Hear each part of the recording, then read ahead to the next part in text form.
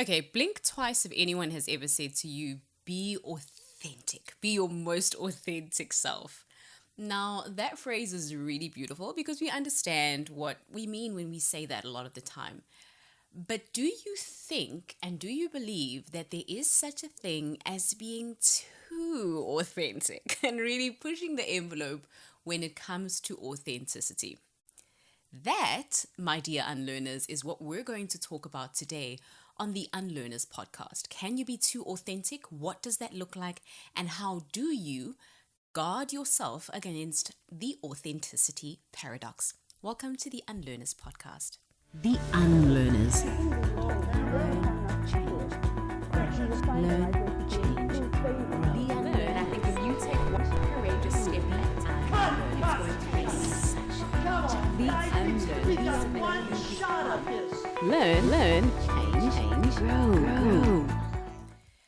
Hi there, Unlearner. Welcome to this episode of the Unlearners podcast. And today we're talking about something that I think is extremely interesting. When I first heard about this particular phenomena, if I can call it that, I was really interested in it because oftentimes, like I said in the intro, we are told be authentic, be your most authentic self, be your truest self, always speak your mind, and all of those great things that, especially in the space of unlearning, are really so important to do but to stay true to.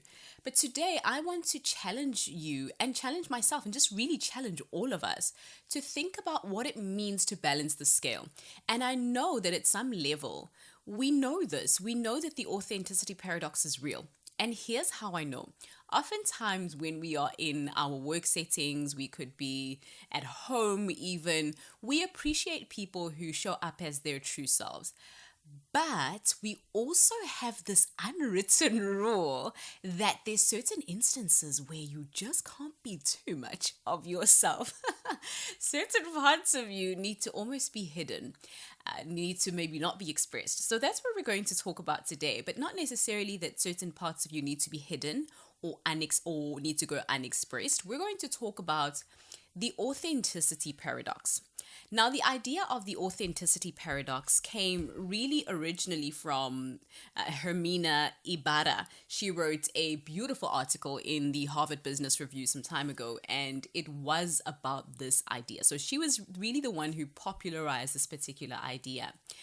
And really talking about what it means to be too authentic, how we can guard ourselves against that, but also how detrimental it is when you take authenticity and misinterpret it to the level where you stunt your own growth. And that's a conversation I want to have because as individuals, we have all of our natural inclinations that are part of who we say we are. And sometimes when we get into a position where we say to ourselves, okay, I'm going to show up as my best self. I'm just going to be me. I'm just going to speak my mind. I'm just going to show up as myself regardless of what happens. What we then start to do is we start to put ourselves into this box that says, this is who I am. I'm not going to waver. I'm always going to be this person. I'm literally going to stay in this line of response, of reaction, of being this person. What that then starts to do, especially if we think about unlearning, the danger of that is that we no longer open ourselves up to growing, to learning, to changing, because we've told ourselves that for the sake of authenticity, I'm going to always show up this way. And although, like I said in the beginning, this can be a really beautiful trait, it really does start to restrict us. It restricts us being able to challenge who we say we are, but also to grow as individuals. I'll give you a really quick example. Imagine someone who says that I am a person who really values speaking my mind, for example. So I'm always going to be the person who speaks my mind. I call a spade. I tell it like it is or whatever it is. Exactly the way that things are. And now we might respect that person, but there are certain instances where that may not be the best way to respond to a situation. It's all very contextual, right? And that person might come in and say, you are stopping me from being my most authentic self because being my most authentic self means that I will self-express. I will expose or share my opinion in this particular instance. Now, there's nothing wrong with that, but like I said, the context is so important. And the other thing as well is that if something happens as that person expresses themselves, like someone maybe responds to say, wow, that was really hurtful. Maybe there could have been a better way or a different instance or maybe a different time. If that person doesn't combine their beautiful authenticity of being able to express themselves with this capacity to learn, to challenge, and to grow, then they're not going to be someone who evolves. We literally just remain the exact same people if we just say, I'm always going to show up this way. Now, here's where it gets a little bit tricky. And maybe this is also where we get a bit of structure. Part of the article that Hermina also wrote was she quoted some of the work that was done by a psychologist at University of Minnesota, Mark Snyder. And some of the interesting things that Mark says, and he says there are two different types of people or two different types of personalities when it comes to this kind of instance. The first one he says, and I'd like you to just identify yourself where in the two you fall the most as you think about yourself on a day to day, maybe how people see you, how you express yourself, how you feel you are on the inside. So the first one, he says that these people are high self-monitors, people that are highly self-monitoring. And these are people who are chameleons, people who are almost coming across as people pleasers. And here's why. It's because these people are easily adaptable. They get into a situation, they go, okay, so everyone here responds in this way, speaks in this way, does in this way, writes like this. So if I want to thrive in this particular instance, I am going to make sure that I do what I need to do. I'm going to chameleonize and fit into this space, which is extremely beautiful because these people are extremely adaptable. It means that they are able to chop and change. They're flexible, they're adaptable, they're agile, which is such a beautiful skill as the world changes. And these people often are very much lauded, or they are congratulated and really adored for this beautiful skill. However, now let's talk a little bit about the not so empowering side of being a high self monitor. Being a high self monitor could mean, or in some instances, if we're not careful, it could mean that you become the person that seems like they are inauthentic. You come across as someone who blows or goes wherever the wind blows and doesn't have a sense of anchoring, stability, their own opinions, and wavers consistently. So you almost become a person who flakes. People call you a snowflake because you're flaky. You don't quite stand for anything, and you appear to be inauthentic because you walk into this room, you become this person, you walk into that room, you become that person. Obviously, you're agile and you're flexible, but that's the con side of it. So that's the first one that Mark Snyder identifies, that type of person, a high self-monitor. The second one then, which is a very interesting one, is a true to selfer, someone who is true to self. Now, let's go back to this idea of authenticity, and you'll see how a true to selfer is the type of person who really does authenticity. Like, this is the person who, regardless of what the context is, they express what they really think. They're honest. They show up with extreme vulnerability. They are consistently sticking to what they say, who they say they are. So let's say, for example, with me, I love sharing that I believe at the very core of my being that I'm an introvert. Now that's me putting myself in a box, and I absolutely understand that. So with me saying I'm an introvert and maybe owning that persona, as most of us can do, we own these identities and we make them mean something very deep about ourselves, so much so that we restrict who we are, which is exactly what a true to selfer can do. A true to selfer, like for example, myself, if I said I was an introvert, I would go into every situation, and with that mindset of introversy, it would dictate how I speak to people, what I say to people, who I network with, who I don't network with, because I walk around saying, I'm an introvert and introverts do this. I'm an introvert and introverts say this, or they speak like this, or they network like this. It's beautiful because it means, yes, I'm authentic. I'm sticking to who I say I am at my core, in my behaviors, But also the con or the not so great or disempowering side of being a true to selfer is that you literally become the person who doesn't then open themselves up to changing, learning, and growing. You become the person who, even when you are in a situation that requires you to step up differently, like for example, with an introvert like myself, if I walk into a room where there are so many amazing people that I could network with, and I sit there and I go, I'm an introvert. So all I'm going to do is I'm just going to sit here and I'm going to wait for everyone who recognizes my face to come to me. I might spend that entire night or that entire event without having spoken to even one person. But because I would maybe say, oh, I'm being authentic to being an introvert, what happens is, as you can see, I then rob myself of an opportunity to learn how to engage with other people, to learn how to make networking work for me as a self-proclaimed introvert. And so the changing and the learning and the growing doesn't happen as a result of you saying, oh, I'm being authentic to who I am. And that's the danger of identity for me, when I think about it. It can be so dangerous to attach an identity to yourself because you then end up being a true to selfer who makes very little room for changing and learning and growing. So those are the two personalities that Marx speaks about. And when we think about a high self monitor and a true to selfer, those two personalities are on the extreme ends of the spectrum. So you probably identified yourself where you think you are at the moment, or maybe where you've been. But what I want us to talk about now that we understand that either one on both ends of the spectrum can be extremely detrimental to us growing, us unlearning, us challenging our perspectives, and becoming the next best version of ourselves. What does that then look like? What does it mean for us to show up both authentically, but also make room, hold space for ourselves to authentically change, learn, and grow when the need arises, but also to do that in a way that feels like it's not too much for us, but also we are consistently changing, learning, and growing. So here's what I think, and I'd love to know what you think. Please feel free to shoot me a message at all. It can be via email. You can email my team and I. You can send me a message via DM on Instagram. Anywhere really that you find me, or in the comments of this particular podcast episode, to share with me what this has looked like for you in practice.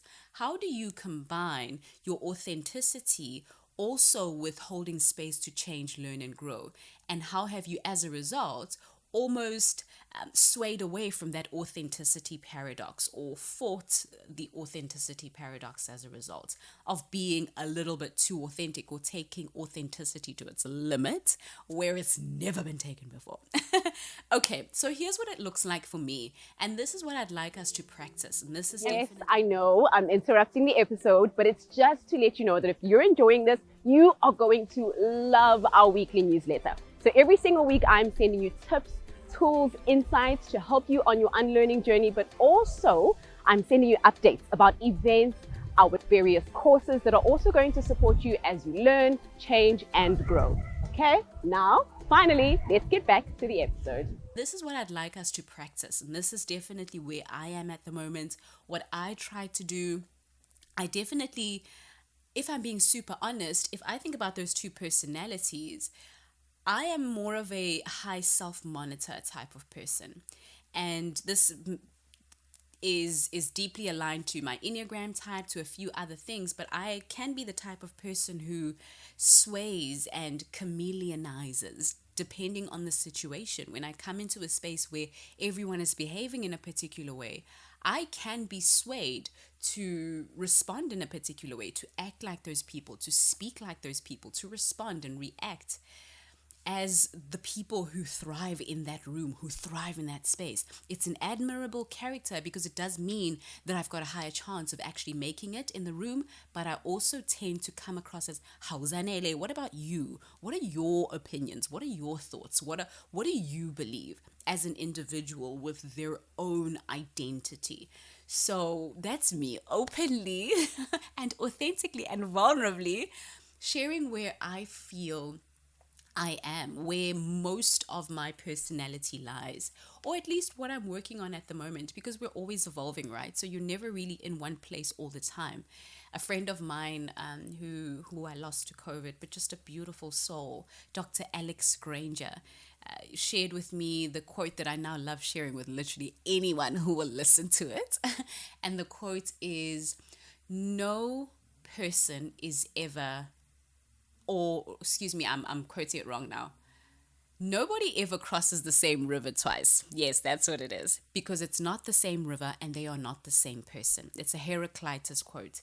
And that quote really says that you're not the same person. That everything has changed. Your context has changed. You have changed. So when you approach something that you read or you saw or someone you spoke to or a piece of work that you read or engaged with, it's not the same and you're not the same. So pick it up with the fresh eyes of the new, changed, evolved context. It's like reading a book. You know, when you pick up a book that you read a few years ago or a year ago, and you pick up all of these things, or you watch a series and you go, what? I never saw that there was a dog in the background. Because you're a different person now. Your awareness has shifted. You have had experiences that have informed what jumps out at you when you look at things. Your reticular activating system has been activated in a different way. You're a different person. And for me, that's what this is about. The authenticity paradox really invites us to go, okay, so, how do we make room for beautiful authenticity that helps people to trust us, that helps us to build trust in a world where we feel like we can't trust anyone anymore? It's so interesting because when you look at the data around trust in governments, so according to how countries now trust their governments, but also how we trust our leaders and organizations, data shows that we are trusting less and less than we ever have before and globally, because we feel like we just can't trust people to be honest with us, to have our best interest at heart. So authenticity is one of the ways that people really feel like they can trust you. But how do you then incorporate this beautiful sense of being a high self monitor with your authenticity? Okay, so let's look at what that looks like and we'll end off on that note. So, one of the things we can do is we can combine authenticity with consistently evolving, always being that person who is seeking the learning, the changing, and the growing. One of the places that this starts is with self-awareness. So if you're sitting there today, you have already identified the pocket or the personality rather, where you are spending most of your time, where you occupy most of your consciousness, if we can call it that, or your consciousness occupies most of that personality. Maybe you are a high self monitor or you're a true to selfer. And just identifying that is so powerful because you've started off with the awareness that it takes to change. We can't change anything unless we're aware that it is present, that it is alive, that is it's in existence, and then we can go from there and change it. So that's the first part. That's where you really want to start. It's starting with self-awareness. Be aware. How often are you the person who walks into a room? Maybe take the coming week, from the time you listen to this, take the coming week to just identify, oh, I've walked into this room. How do I respond? I'm having a conversation on social media. How am I responding? What is the talk or the self-conversation that's happening in my head about who I am, about what I'm doing, and about what I'm showing up, and about how, I'm showing up. And that's really going to tell you so much about where you are when it comes to authenticity and showing up in that way, because authenticity is not just necessarily about how you feel and engage on the inside, but it is also how you portray, how people see you and how people receive you as well. So self-awareness is a really great place to start in identifying where you are. And then the second thing that I would say is really important when we think about dodging the authenticity paradox and really combining authenticity and consistently evolving and changing and learning and growing is being in a position where you have built a way in those contexts to invite the other. So I'll give you a really good example. So like I said earlier on, I spend a lot of my time as a high self-monitor. I'm a chameleon by trade. I walk into a room and I do what needs to be done. But when I realize that, so when my self-awareness kicks in, how do I then invite an opportunity to be a true to selfer. So let's say, for example, I'm sitting there and I've noticed that I've started to mimic. My mirror neurons have picked up that the person next to me, my mirror neurons are the parts of the brain, all the neurons in the brain that mirror things that I like, that mirror what I've chosen to mirror that is portrayed in my outside world. So I've just identified that that person has crossed their legs, and because I am a high self monitor, I'll cross my legs as well, as a way of almost fitting in, but also a way of blending in and being more likable in that situation. When I notice that through my self-awareness, I might then go, oh, that's interesting. Is this how I choose to sit? I might take the conversation internally and go, Zanele, is this how you feel comfortable sitting right now? And then if not, I'll uncross and do something that feels a little bit more like me in that moment, so that I break the habit, so I interrupt the pattern, but also I invite my most authentic self to come through. I might ask myself a question of, what can you do in this moment right now, in this conversation with this person, this group, in this presentation, that could invite everyone, or could invite you rather, to show up authentically? It might be something like smiling. I authentically am a smiler because I really believe in the power of the smile, but also I just find myself doing it and I don't know why. I love to smile. So it might be something like that. Once that self-awareness has kicked in and I've realized that I'm not being true to self in that moment, I'm being a chameleon, then I might say, okay, what can you do right now that's going to be subtle, but that really brings you a little bit closer to that most authentic self that you know exists? And then I might do something like smiling. And I think the more we do just those two key things, being self-aware and then having that practice where we pattern interrupt, could be a huge game changer with regards to not balancing. And I don't really believe in balance when it comes to this, but being able to move beautifully, swiftly between the two, being authentic and evolving, authentic and evolving. Because at any given time, you may find that this is a moment that needs you to be extremely authentic, but you might also find that there is a dose of evolution that's needed in that moment, but you might get into another moment that needs you to really be open to change, to really challenge who you say you are. And you might need just a bit of authenticity, but not as much as you need this mind of evolution or this growth mindset to come through at that particular time.